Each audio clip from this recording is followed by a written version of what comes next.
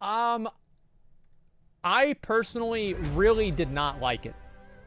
I was never a big fan of Mists of Pandaria. Hey everyone, and welcome back to the final part of my Mists of Pandaria retrospective. In the past 2 episodes, we covered the rocky launch and the stellar post-launch support. Today, it is time to wrap things up with patch 5.4, one of the most influential patches ever to be added to the game, and then we'll get to the bottom of just what the hell the legacy of this expansion is. Alright, let's kick it off with 5.4. This is one of the most important patches in Warcraft history. I really like so Siege of much Orgrimmar. Of what we see the first in 20 modern times. World of Warcraft comes from what the team did Just here. not the first 60. And while Mists had dabbled in things like treasures and rares and slightly dynamic feeling content with 5.3, this was the patch that would fully realize those ambitions. Interestingly, it might have actually done a better job than any patch since in a few ways. So the Timeless Isle was very well named. The idea was you could just pretty much live there for a while and still have something to do.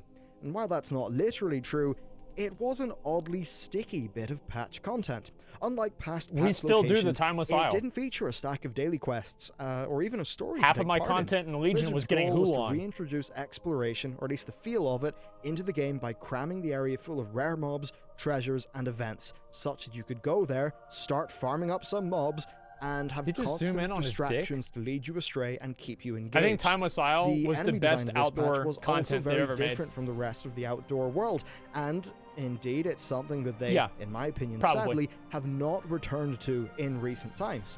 The lower area of the island, the lower level, was populated with slightly meaty but mostly simple enemies, but then as you ascended, the enemies got more and more challenging, with more specific mechanics that were, at appropriate gear levels, properly punishing. There was enemies who would raise a shield and do a frontal cone attack. There was enemies who would shield their allies, ones who would spit fire everywhere, ones who would charge at a certain range. Overall, it was a really, really broad sort of set of mechanics. Everybody remembers that one fucking dick-sucking piece of shit burning berserker that was on the bridge on the way over to Huon, and if you ran by him, he would charge you over and over and over until you were dead. And so you would sit there next to somebody else and wait for them to run by and aggro him, and then they were thinking the same thing, so there'd be like 4 people sitting there waiting, and nobody wanted to go across because they didn't want to fucking deal with this piece of shit. And finally, one dumbass would run by, they'd get killed, and everybody else would run past him and laugh at him. That fucking mob. And I remember that. Over 5 years ago. What do I remember about WoD? About Tanaan Jungle? Nothing. What this did is it made the gameplay often feel a lot more engaging than just the normal, completely mindless mob grinds that existed in the game. Even though people did eventually work out that killing gulp frogs was the best way to grind the island's currency, timeless coins. But hey, for the most part, lots of good ideas. Now, these coins were used to purchase gear tokens, and you could purchase also a Burden of Eternity, which would upgrade the items that came from those gear tokens to a higher item level. And then the enemy... I don't want to pause again, but I'm going to pause again. My mom would make me use the Burdens of Eternity on her gear, because whenever you upgraded the gear with the Burden of Eternity, it would give it random stats. And my mom wanted me to do it. That way, if the gear got bad stats, it was my fault. Had a chance to drop all of these items, which meant that while you're out there grinding things, there was a very good chance of, you know, some nice luck happening. Now, the coins that I mentioned could be gambled to open loot chests, which of course is something the Blizzard would return to with patch 7.2. Ooh, I love while that. This all does seem like a big mob grind, there was a certain allure to how it worked. The reward loop was very tightly tuned, and then having various spawns and events to react to that were really quite major, that helped to break up the tedium, and especially when, you had an add-on say, for all the Serpent all would the appear, rares you'd want to get that mount. Now, the island was also littered with chests of 2 types. Daily ones, which would have a small reward, and then the one-time only chests that would generously dispense rewards the first time you went to the island. This was so While good, this man. did very much feel like a beta and was at times a bit sparse, it had good ideas that really did work. And the sad thing is that they failed to capitalize on this on future iterations such as Tanaan, Broken Shore, and Argus. I think that the core of making a truly fantastic and replayable patch zone is, taking the enemy design, the currency, the rares, the events of the Timeless Isle, and then integrating it with an ideal version of 5.3's content. So something that's got all of those cool exploration elements, but then a lot more items are too easy to get. event-driven stuff to sort of keep you going. All the rare spawn here is like also has something else going for it. Unlike the twisted landscapes of Tanaan, the Broken Shore, or much of Argus, it was just gorgeous. It was inviting, it was serene, it was the type of place that you could go to and just hang out for a lot of time.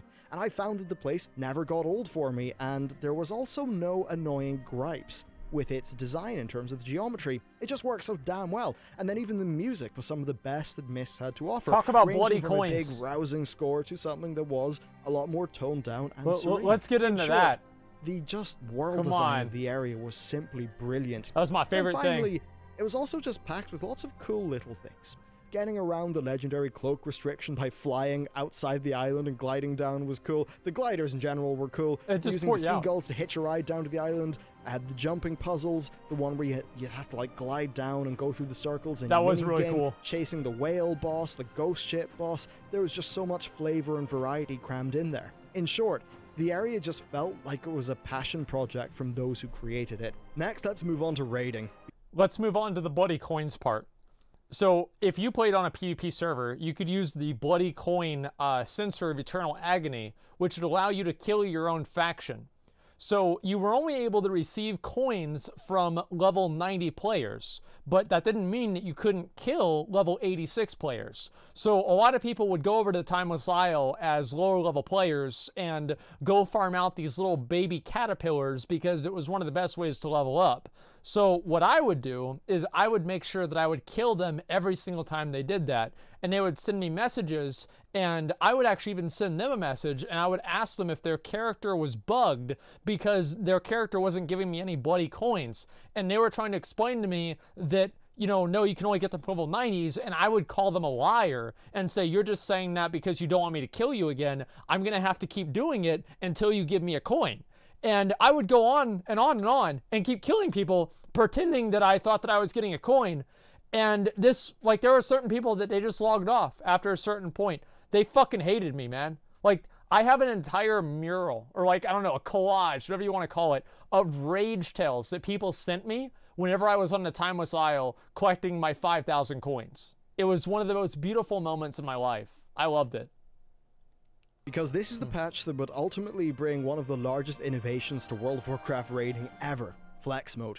Flex mode would allow for raid groups between 10 and 30 players. That's something that we take for granted today, but it was a solution to a few things. First, imagine this. It's raid night. 12 people showed up, and you've got to tell 2 of them to, piss off. There's no room for them in the group. Flex pretty much solved that. Second, it also solved a problem for social guilds. They were often caught in a bit of a hard place. So 10 normal didn't really suit them because sometimes guilds like that, they would have normal mode raiders, maybe 1 or 2 heroic raiders, and then some people who didn't quite fit LFR but didn't fit normal either. So maybe in a 10 normal raid like TOT, you would have 3 underperforming members of the team, and they'd be a big sort of progress roadblock. There just wasn't a difficulty mode there that suited that. Well, you put them in the garbage. For a lot of social guilds to deal with, and as it turned out, this new, slightly easier flex system, well, okay, a bit more than slightly, would solve this. It's a joke, it was above LFR, so the gameplay was still there, but, it would allow everyone to come along and enjoy raiding. 4 raid still difficulties. Very beta, there were some breakpoints in which fights would be easier based on team size, and Blizzard at the time said that it would not be extended to other difficulty modes, but it obviously was a bit of a resounding success for them. Then an interesting upshot of this is it really helped kick off some add-ons like OQ and sites such as OpenRaid, with the in-game group finder at the time being vastly underdeveloped in comparison to what we've got today. Now, as for Siege Orgrimmar itself, it was mostly a brilliant raid. Now, I'll admit that I didn't really like the Garrosh fight or the Paragons fight, but for the most part, I had a great time in this raid. For me, it's definitely below the brilliance Siege was awesome. But still, it was a solid addition. Yeah, all the fights in Siege were amazing. Siege of Orgrimmar, though, the number situation was getting pretty damn insane. And this was back in the time when WoW was limited by a 32-bit integer. This led to some fun things, such as Garrosh having multiple health bars and phases because they just couldn't give him enough health, supposedly. But the overall number crunching thing, I remember that. Another day. Now, this patch also saw the end of the legendary quest line, and while the RNG currency elements were annoying, the story was quite engaging, and it came to quite a nice conclusion, quickly giving people access to their cloak for the Siege of Orgrimmar raid, which is quite nice. This was great for players who were caught up, but I remember at the time, if you were a little bit behind, grinding out those Mogu Runes of Fate was not exactly the thing you wanted to be doing when Siege was out. One interesting tidbit is that would not happen today as a problem because the raids normally come out 2 months after the core patch content. So one thing that Bellular forgets to mention here, and one of the worst parts about the Legendary Cloak, is that because it was available as soon as 5.4 came out, anybody that didn't have the Legendary Cloak was at such a massive fucking disadvantage that you would never get invited to anything unless you had this cloak, right? Anything serious, there's no way for you to do it. So the Legendary Cloak turned from a reward from completing this Legendary quest line to a requirement to, if you don't complete this Legendary quest line, you can't get into a guild, you can't get into a current level raid, you can't get into anything. And it was probably one of the worst parts about these systems that Blizzard has created to basically push everybody else along, is that whenever everybody is able to get something, that something that they're able to get becomes a requirement and not a reward. And that's what happened with the Legendary Cloak. It was the first time it happened, and it also wasn't the last, like with the Ring and Wad. Now that really is it for most of this patch's content. As time passed, of course, the patch grew old, like all do. Blizzard brought back some of the item upgrades. They also started doing bonus events where you get more currency and more things like that, all in an effort to retain people. Pandaria? So far, watching this, you must be thinking 5.4 is just the best thing since sliced bread, and in a lot of ways that's fair, but it did have one weakness underneath it all. The story content wasn't really on par of that of 5.1 and 5.2. The end of the Legendary questline was kind of satisfying, and the Visions of Time were a pretty neat idea, but by the time we entered 5.4, most of the story was done. Pretty much all we had to do was go in and lop off the head of Garrosh until, well, Varian put an end to that. Now, indeed, much of the key narrative it's because of him we got WoD. Of this storyline happened to the War Crimes novel outside of the game, which is kind of unfortunate, as that's the novel that led us directly into Warlords of Draenor. Patch 5.4 also had large implications for class design. Siege of Orgrimmar experimented with this. That also is another really big point I wanted to talk about, is that like from Mists of Pandaria to WoD was the first expansion that the transition of the expansion was told pretty much entirely through a secondary source. And I think that was one of the worst decisions that they've made, and I think they've made more decisions like that in like the past, right? Is the reason why you wanted to kill the Lich King is that you knew who the Lich King was, right? You understood the story. And at this point in time, there's so many elements of the game that are told through external sources or through books or anything like that. The experience that a player gets whenever they're actually just playing the game and consuming the content themselves is actually different than the experience that somebody would get if they were reading the books. And I think that would be okay if the experience was just a more enhanced version. But if you compare the books, the way that the books portray Garrosh, for example, to the way that the cinematics portray Garrosh, it's a completely different world. And I think that's really the big problem, is that you have people that are not, they're not connected to the story because they're not reading the books about it. I don't think that you should have to read secondary literature to understand why things in the game are happening. And I think if that does happen, the game is making a big mistake, because I think that the reason why a lot of people bought Wrath of the Lich King was to kill the Lich King. How many people bought WoD to kill Garrosh? Nobody. In a few ways. It had some gameplay altering set bonuses. I remember specifically the Paladin one, which would make it baseline in Warlords, as well as it had some trinkets that were kind of experimental. I think that these earlier experiments in terms of gameplay modifying things are what led to the modern legendary set bonuses and artifact traits. Things, of course, started getting a bit too complex for Blizzard's comfort with this patch, and we eventually saw that lead into the ability prune of Warlords of Draenor. But really, that is it for this patch's contribution, so let's check back in with the subscriber numbers to see how all of this went down. So, when we last checked in with patch 5.2, we just lost another 600k. The following quarter only lost 100k, and the quarter after that, Q4 2013, did something crazy. It had an increase of 200k. Now, as 5.4 grew a bit older, we did see a slow fall off with the next quarter losing 200k, so that's really where we are at the end of Q1 2014. At this stage, patch 5.4 is kind of old, and while it has been announced, Warlords is still a long way off. So the next quarter lost 800k. But interestingly, Q3 brought back 600k. Wow. The hype for Warlords, the level 90 boost, and the follow-up patches for 5.4 probably did help quite a bit. Everyone's really excited about WoD. The pre-expansion event ultimately was a little bit dull. So with all of its content covered, what is the legacy of Mists of Pandaria? This expansion's got a really strange one. It got off to a rocky start, and even as some of the problems were indeed solved, the tone did not always work, and many players flat out just refused it. Based on the theme and the Asian art style, they just didn't like it. It was dumb. For those who stayed, though, it was a hell of a time. Mists was, without a shadow of a doubt, the best supported expansion that Blizzard had ever released. They established a tradition of experimentation with the patch content. Each patch brought something different, something new to look forward to, and I think that's a tradition that they've somewhat veered away from as of late, focusing more on the experimentation being in between expansions rather than patches doing that. These days, patches are really just sort of small tweaks or updates.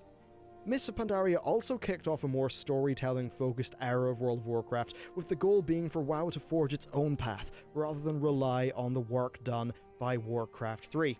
It is an expansion that got a lot of things right, and broke a lot of new ground in so many different areas. Looking back, I think it's fair to say, on paper, that this is one of the best expansions in the game ever, if you didn't bounce off the theme.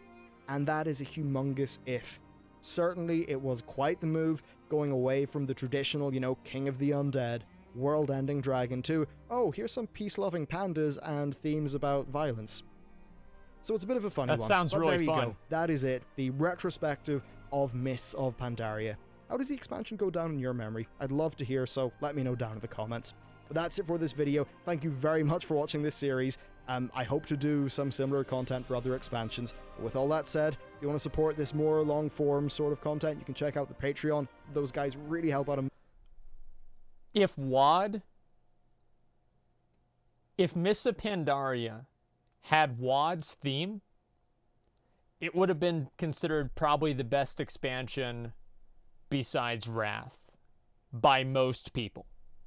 Now, I still think Burning Crusade was better than both of them, but I think that that's what would have happened.